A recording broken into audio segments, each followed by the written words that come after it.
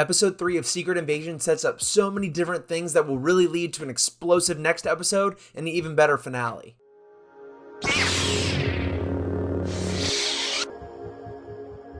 Guys, before we get started on this video, I'm giving away this comic book. It's the prequel comic for Spider-Man 2, the video game, and if you want to win this, get us to 500 subs and I'm going to give it away. As always, I'm going to do a quick recap of the episode and then I'm going to give my thoughts and things that I found interesting throughout this episode of Secret Invasion. So, with all that out of the way, hit that subscribe button and let's get to the video. We start this episode out with a group of Skrulls planning to attack a Navy base. We then see Gravik show all of the council members, everyone we know who is a Skrull, his Super Skrull machine. This machine is designed to give Skrulls, all of the Skrulls, superpowers, and he even name drops the word Super Skrull. As we know, this is a group of Skrulls in the comic books that normally mimic the powers of plenty different Marvel heroes, most notably the Fantastic Four. I'm assuming those creatures that we saw on the list in the last episode are going to be evoking the powers that we're going to see the Skrulls have in the next couple episodes. And it's funny because they kind of mimic the powers of the Fantastic Four in their own right. We've got Groot, which is like kind of stretchy. We got Extremis, which mimics the powers of the Human Torch. But time will tell what powers these Super Skrulls end up having. After the opening credits, we jump back to the 90s where we see Nick Fury meeting his wife. And his wife Vara was actually a Skrull and he knew it the entire time. After we get the scene of them in the past, we jump to the present day where she sort of yells at him. She explains how lonely she was during the time of the blip, and when everyone came back, Fury left again.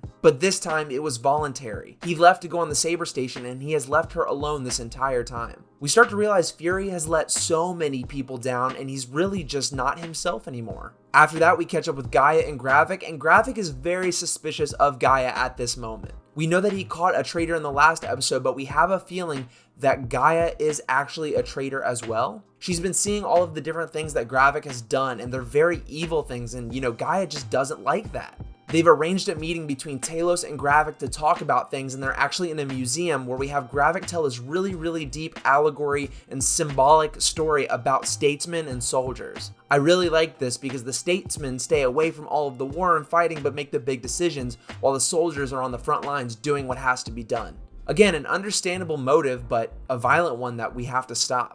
Talos actually warns Gravik here with a great line that I actually think is my favorite part of this episode. He tells him that the humans are most dangerous when they're threatened, when they're attacked. That's when they unite and come together and become unstoppable. And we've seen this time and time again in plenty of movies, all of the Avengers movies, the Guardians movies. He's seen it firsthand that the humans come together. They may be fighting each other sometimes, but that doesn't mean we're better than them. The humans are strong, and I don't think Gravik realizes it. We jump over to Talos meeting Nick Fury in a bar, and Talos essentially asks Nick to ask him for help. Nick Fury is a man who we've known in the past who is willing to do everything, and he wants to do everything on his own. But he's very desperate here. He's so desperate that he flat out tells Talos, "I need your help, please, Talos." This is a big step for Nick Fury and actually a big step for Talos as well, because he's being recognized as someone who has such an influence on Nick Fury's life. They then contact Sonya, who actually knew about Nick Fury's eye camera on the owl, and they warn them about the attack. We then get a really cool moment and one of the biggest realizations of this episode.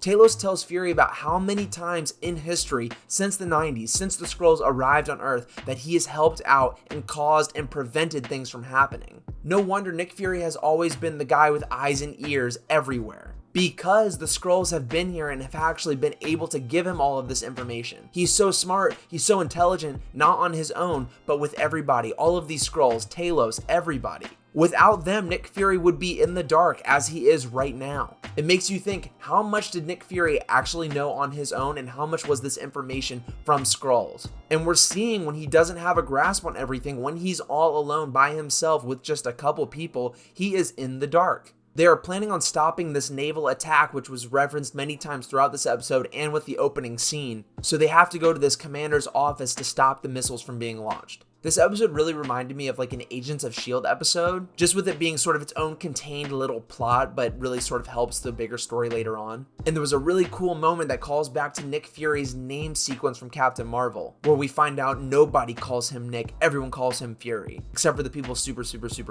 close to him. Because we've had his wife call him Nick, we've had Maria Hill call him Nick. I mean, there's plenty of people, but I guess it's only people that are super close to him. But anyway, we hear Talos on the radio saying, "Hey Nick, I've got the guy. And Fury knows Talos doesn't call him Nick. Nobody can call him that but a few people. So he knows Talos has been compromised. He uses this to his advantage and they end up taking out the guy, but it's not Nick Fury. I also should mention real quick, earlier on we saw between the meeting of Talos and Gravik that Gravik has superpowers already. We see Extremis actually inside of him and he pulls his hand and regenerates. So things are already in the works behind the scenes. But anyway, Talos realizes what needs to be done, and this whole time he's been holding off on killing any Skrulls that he can, but he actually kills this one. This is a big step for him and really shows his dedication to Fury and the people of Earth. Yes, he is a Skrull, but he cares about the human beings as well. We then see Talos call Gaia and we find out that she has been undercover this whole time and has been an informant for Talos. I really wish they would have explained this better because we have a sort of flip-flop with her character. She helps Talos, she helps Gravik, she tricks both of them.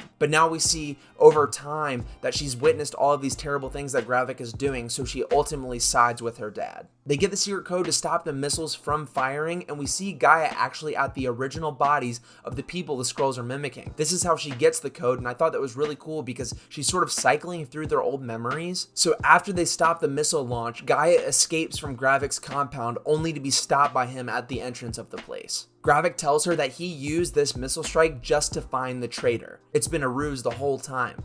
And then, he shoots her. Do I think she's dead? Yeah, I do. She turns green afterwards and she is dead. I really don't think this was a good idea, to be honest. Emilia Clarke is such a great actress and she has sort of been only a side character in this show. And if this is the last we see of her, I don't think they really utilized her to her full potential. I really did like her character and I thought she was developing well, especially with her trying to be on the fence deciding what side she is on. But they just kill her here and I don't know if that's necessarily a satisfying or fulfilling character arc. Because yes, she did the right thing in the end, but it was sort of brushed over and very quick, so I don't know if it necessarily resonated emotionally.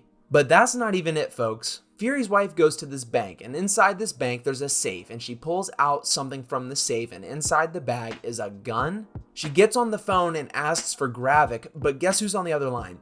None other than Agent Rhodes. Agent Rhodes is like, no, you can't talk to him right now, all you got is me. And I'm like, okay, so Rhodey is 100% a Skrull? I mean, we've seen plenty of signs of this being a thing in the past, but what does this really mean? Does it mean Rhodey is on life support still? Does it mean Rhodey is dead? Does it mean they have him in one of those stasis chambers? But now I'm questioning, where does Nick Fury's wife's allegiance lie? Because she was upset with him about leaving even when he had the choice to stay after the blip. So where does her loyalty lie, and why is Rhodey on the other side, if it even is Rhodey, telling her that Gravik can't talk right now? Because that basically means they're in cahoots already. Overall, this was a very interesting episode, definitely a middle piece, and we are officially halfway through this series now. I don't really like them killing Gaia. I think we needed more time with her, and especially some time of her and Talos talking. But this is a show about illusion and trust, so we don't know actually what is going to play out in the end. I'm really excited to see Gravik and the Super Skrulls. I think that's going to be really awesome because it's been sort of ground level so far with the sort of superhero stuff. Yes, we have the Skrulls, but I'm ready to see some more action. Fury is still very desperate here, and I think the standout of this show for me personally is both Sonya and Talos. They're like my favorite characters in this show, and I'm really hoping that we get more emotional moments between them and Nick Fury later on. Most likely, there are many things that I forgot to mention in this video and I probably missed while watching, so if you guys notice anything, leave a comment, I will read it and I most likely will respond. Again, I'm giving the prequel comic away for Spider-Man 2 at 500 subs, so if you guys want a chance to win that, hit that button and join our community. With that being said, I thought this was a good episode. Definitely felt like a middle of the road episode, but I'm hoping the later ones really tie it all together. Because there are plenty of questions that are unanswered and plenty of things that I need resolution on. In a show about trust and illusion, it doesn't really work unless you give some sort of payoff. And right now, there are plenty of things still up in the air. Guys, thank you so much for watching this video. It means so much to me that you're here clicking this video. It is unbelievable. I started this channel about 6 months ago with 0 subscribers and now we're at almost 450. It's unbelievable and it's all thanks to you. So thank you so much and I will see you all very soon.